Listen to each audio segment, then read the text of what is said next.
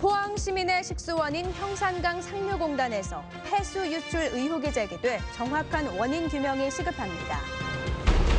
저렴한 친환경 에너지인 목재 펠릿의 소비량이 유가 하락의 영향으로 급감해 정부와 지자체의 지원이 필요합니다.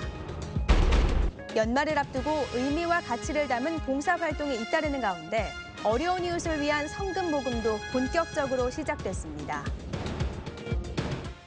여러분 안녕하십니까? 포항 시민의 식수원인 형산강 상류공단에서 폐수가 유출된 의혹이 제기되고 있습니다. 공단 측은 폐수를 방류하지 않았다고 밝혔지만 정확한 원인 규명이 필요해 보입니다. 보도에 김철승 기자입니다. 포항 시민들의 식수 절반 정도를 취수하는 형산강. 상류 산업단지에서 폐수가 유출된다는 의혹이 제기돼 취재팀이 현장을 찾았습니다. 형산강과 연결되는 왕신천. 한쪽 물은 깨끗한 반면 공단에서 흘러드는 소하천은 붉게 물들어 있습니다. 산업단지 방향 상류 중간 지점에 이르자 수로에 거품이 짙고 두텁게 끼어 있습니다. 다시 더 올라가자 마침내 산업단지 저수조 아래에 이릅니다. 공단 저수조물이 나오는 구조물에는 철 성분이 덩어리를 이루고 있습니다. 환경단체는 공단 폐수를 의심합니다. 수년간 동공공장 내지는 열처리 공장에서 비정상적인 관로를 통해서 배출한 퇴적물 내지는 유해 성분이라고 생각합니다. 저수조 둑 중간 부분도 붉은색을 띠고 있고 둑 아래도 한쪽은 붉은색, 다른 쪽은 회색을 띠고 있습니다. 지난 2014년 완공된 산업단지 입주업체는 70여 개. 공단 측은 폐수를 자체 처리하지 않고 하수 처리장으로 바로 보내기 때문에 폐수가 유출될 수 없다고 밝혔습니다. 저희들은 오폐수가 전혀 발생되지 않고 있습니다. 지형적인 영향으로 철 성분 때문에 붉은 부분이 많은데 그 부분은 언제든지 합동 조사를 하더라도 저희들은 응할 자세가 되어 있습니다. 유황과 철 성분이 많은 지질 특성이 원인이라지만 주민들은 공단 조성 전에는 이런 일이 없었다고 증언합니다. 산업단지 생길 때는 안 그랬는데요. 깨끗하고요 했는데요. 저 산업단지 생기고부터 무리무리한 물이 그래 내려오더라고요. 경주시는 물을 떠 성분과 원인 분석에 나서기로 했습니다.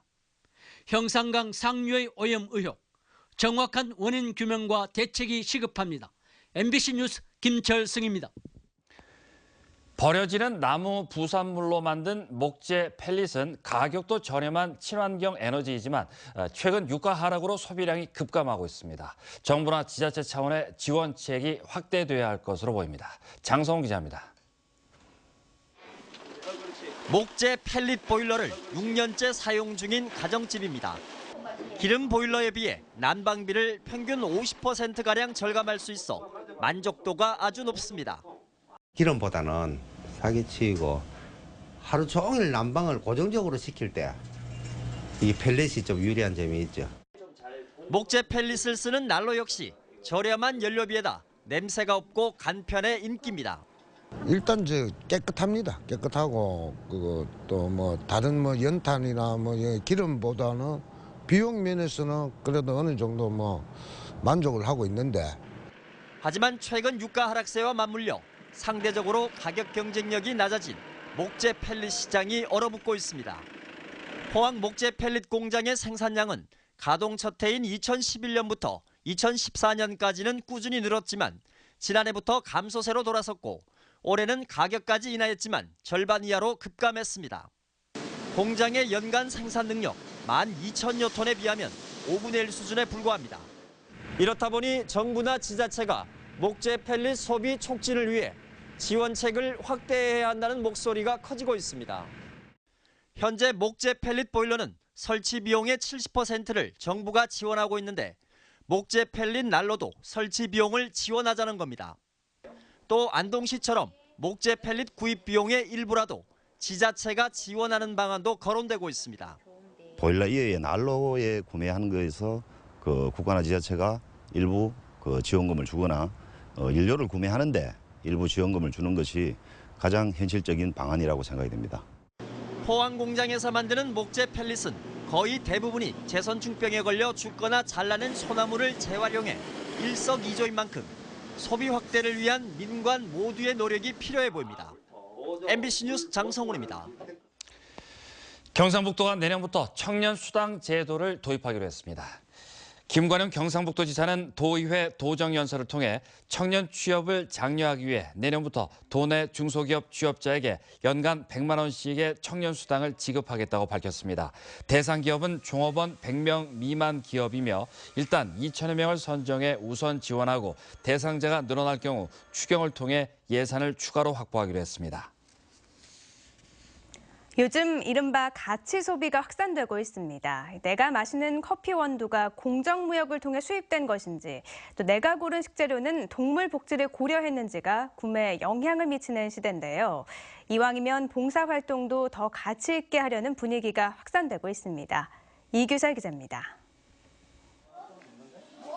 포항시 흥해읍의 한 초등학교, 학생들이 고사리 손으로 배추 속을 차곡차곡 채워 넣습니다. 이어 정성껏 만든 김장김치를 학교 근처 경로당에 직접 배달합니다.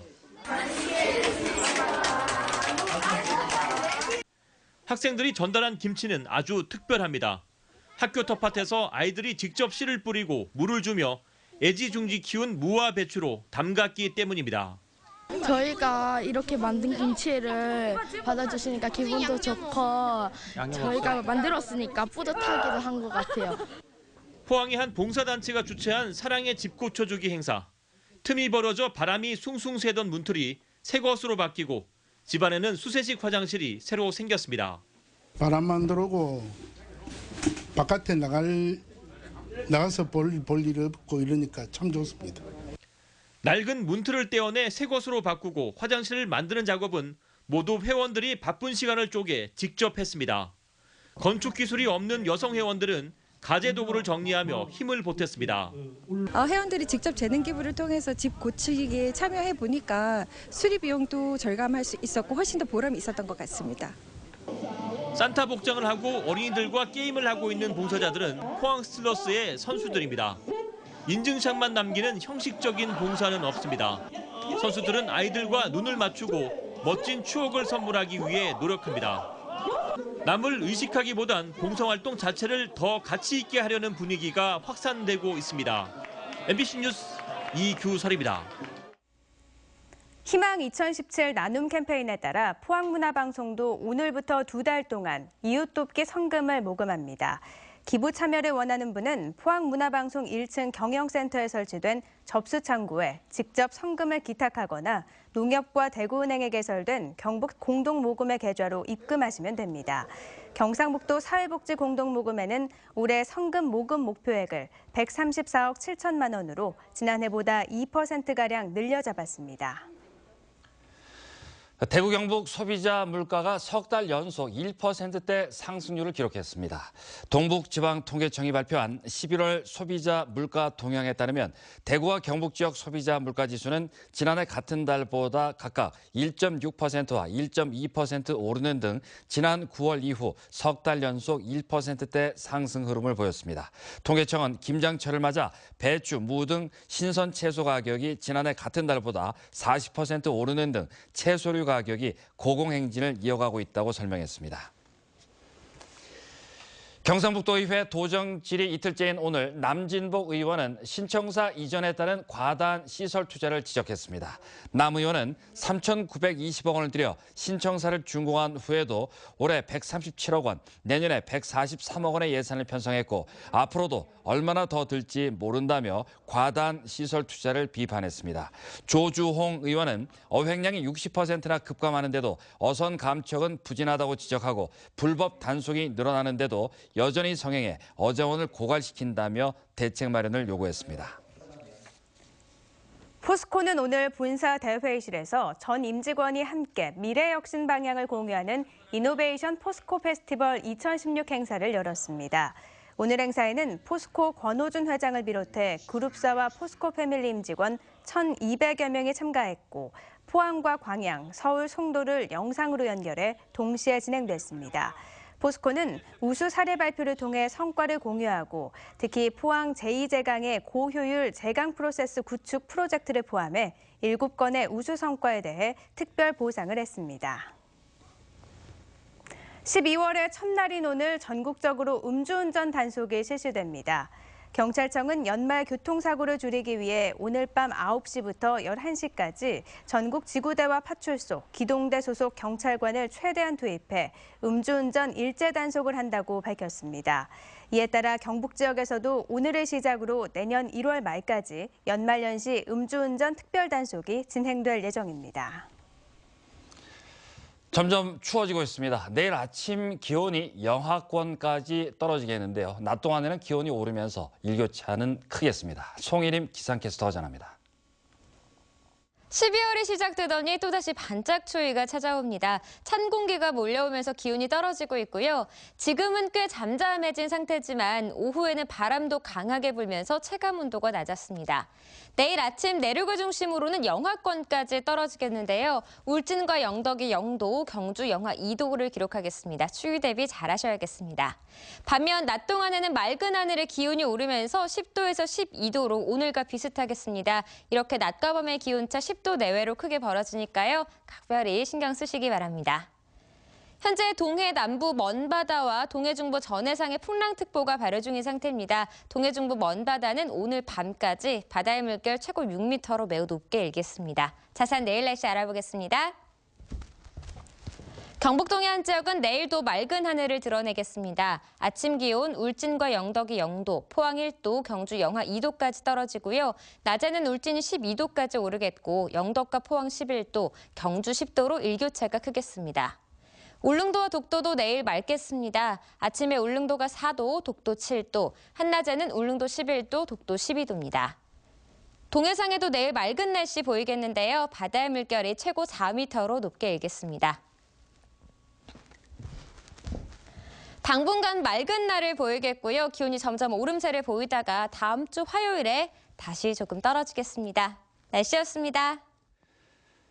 한미 해병대 올해 마지막 연합 전술 훈련이 포항에서 열리고 있습니다. 지난달 21일부터 해병대 훈련장 일대에서 진행되는 이번 훈련에는 해병대 1사단 소속 72대대와 미 해병대 23대대 소속 1000여 명이 참가해 대대급 연합 작전 수행 능력을 펼치고 있습니다. 한편 훈련장 인근 장기면 방산리 주민들은 자주포와 탱크 등이 축사 앞길로 지나다녀 진동과 소음 때문에 가축이 새끼를 사산하거나 다리가 휜 기형 송아지가 태어나는 피해가 잇따르고 있다고 호소하고 있습니다. 이에 따라 해병대는 두 차례 걸쳐 민관군 합동으로 소음을 측정한 결과 56과 61데시벨로 경운기가 지나갈 때 75보다 낮게 나왔지만 주민 피해를 최소화하기 위해 시속 5km로 서행하고 있다고 밝혔습니다. 경상북도의 상수관로가 너무 오래돼 누수율이 전국 시도 가운데 3번째로 높은 것으로 나타났습니다. 이동호 도의원이 환경부와 경상북도에서 제출받은 자료에 따르면 경북 지역 상수관로 누수율은 24.7%로 전국에서 제주, 전남에 이어 3번째로 높았고 서울 2.5%의 10배, 대구 4.7%의 5배를 웃도는 수준입니다. 또 상수관로 노후로 인한 손실액은 한 해 5,745억 원에 이르는 것으로 집계됐습니다. 이 의원은 중앙정부의 도움이나 지방채를 발행하지 않으면 상수관로 교체 예산은 편성조차 쉽지 않다며 국비 확보 등 적극적인 대책 마련이 시급하다고 강조했습니다. 포스텍이 개교 30주년을 맞아 포항을 빛낸 중견 중소기업으로 동국산업과 동국SNC, 삼원강제, 에어릭스 등 15개 업체를 선정해 발표했습니다. 포스텍은 포항시와 포항상공회의소 관계자가 포함된 선정위원회를 구성해 기술력을 갖춘 기업 가운데 수상업체를 선정했다고 밝혔습니다. 포항 여자전자고등학교 최예슬 선수가 고교생 최초로 일본 무대 진출에 성공하면서 앞으로 여자 축구 선수들의 해외 진출이 활성화될 것으로 기대됩니다. 여자 축구 선수가 국내 대학에 진학할 경우 입학 후 2년이 지나야 국내외 축구단의 드래프트에 참가할 수 있는 제약이 있는데 최근 고교 선수들의 기량이 급성장하면서 해외 무대로 직행할 수 있는 기량을 가진 선수가 늘어나고 있습니다. 또 고교 졸업 후 곧바로 해외에 진출하면 선수가 다시 국내에 복귀할 때 국내 구단이 실시하는 드래프트에 참가하지 않고 팀을 고를 수 있는 장점이 있습니다.